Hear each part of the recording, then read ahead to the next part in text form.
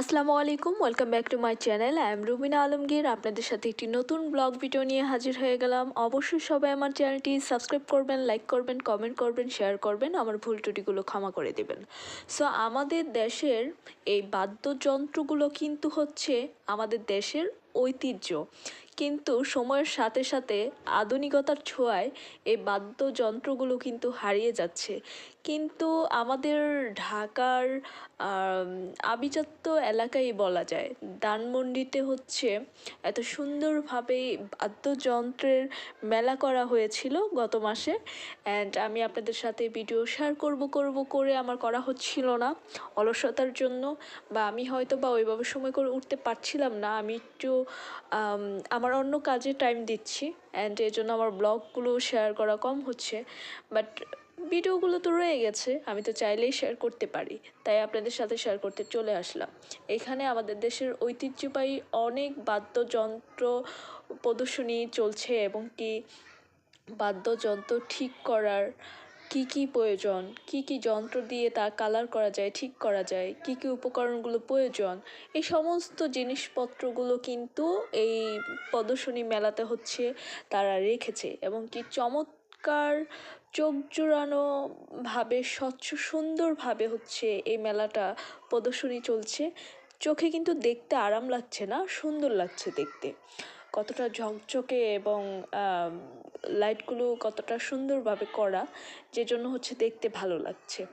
So এখানে মনে হয় আমাদের দেশের যেই বাদ্যযন্ত্রগুলোর ঐতিহ্য, যত ধরনের বাদ্যযন্ত্র আছে, এই সব কিছু রাখা হয়েছে, সব কিছু রেখেছে। আসলে মেলা মেলা মানে তো হচ্ছে এটাই, যে হচ্ছে আমাদের দেশের যে ঐতিহ্যগুলো যেগুলো হারিয়ে যাচ্ছে, হারিয়ে গেছে, এই সমস্ত কিছু হচ্ছে তুলে ধরা আধুনিক আধুনিক সমাজের কাছে। আমরা যারা আছি, যারা চিনি না যে কোনটা কি বাদ্যযন্ত্র কি, সেগুলো দেখানো।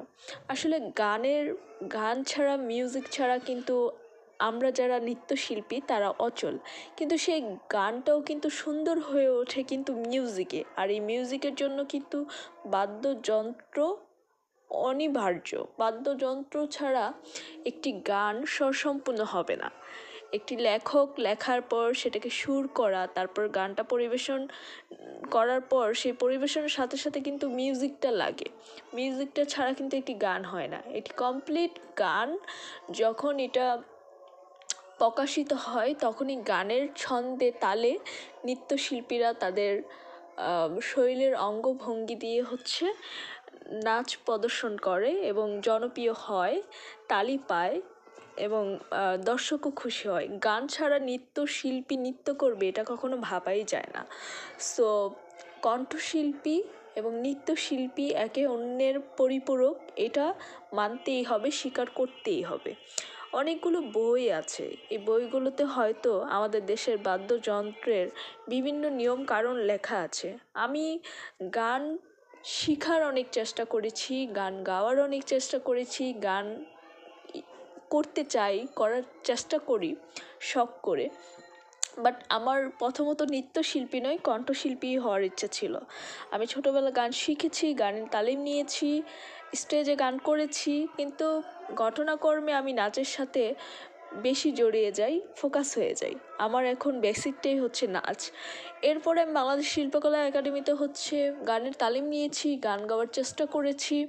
বাট আমার যেটা মনে হলো যে আমাকে দিয়ে আসলে গানটা ওইভাবে হবে না, কারণ আমার দম কম এবং কণ্ঠ চাপা, আর আমি তাল বুঝি না।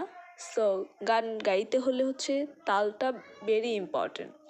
সো যাই হোক, আমাকে দিয়ে গানটা হয়নি, হচ্ছে না। তবে শখে আমি 3টি গান লিখেছি, এবং পড়াই 15-14টা গান নিজ কণ্ঠে গেয়েছি। পুরানো দিনের কিছু গান গেয়েছি, এর মধ্যে মৌলিক 3টি নিজের লেখা গান গেয়েছি।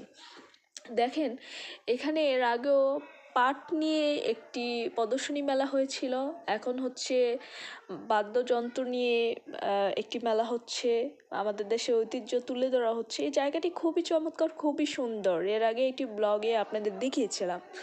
অ্যান্ড এখানে দেখা যাচ্ছে গান বাজনার আয়োজন করা হয়েছে। সো দেখতেই পাচ্ছেন অনেকে এসেছে ঘুরে ঘুরে দেখার জন্য। বেশিরভাগ মানে হচ্ছে দেশের বাহিরের অনেক লোকজন এইসব মেলাতে আসে। তো ভালোই, জায়গাটা কিন্তু ভীষণ রকমের সুন্দর, তাই না? ভালো লাগছে। সো তো মনে হলো যে এত সুন্দর একটি চমৎকার স্থান, এত সুন্দর একটি মেলা, এটা আপনাদের সাথে না শেয়ার করলেই নয়। এবং দেখতে পাচ্ছেন আমাদের দেশের ঐতিহ্য, যে আগে ওই যে পাট দিয়ে তৈরি করে তারপর হচ্ছে এটাকে লাইট করে ঝাড়বাতি বানানো হয়েছে। ভীষণ রকমের ভালো লাগছে। কিন্তু আমরা হচ্ছে এগুলো ভুলেই যাচ্ছি আধুনিকতার ছোঁয়ায়। সো আমাদের কারোর মধ্যে এসব নাই, বাট জায়গাটা ভীষণ সুন্দর। তো চেষ্টা করলাম আপনাদের সাথে এই ব্লগটি শেয়ার করার। আশা করি আজকের ব্লগটি আপনাদের সবার খুব ভালো লেগেছে। সবাই খুব ভালো থাকবেন, আমার জন্য আমার পরিবারের জন্য দোয়া করবেন। আসসালামু আলাইকুম, আল্লাহ হাফেজ।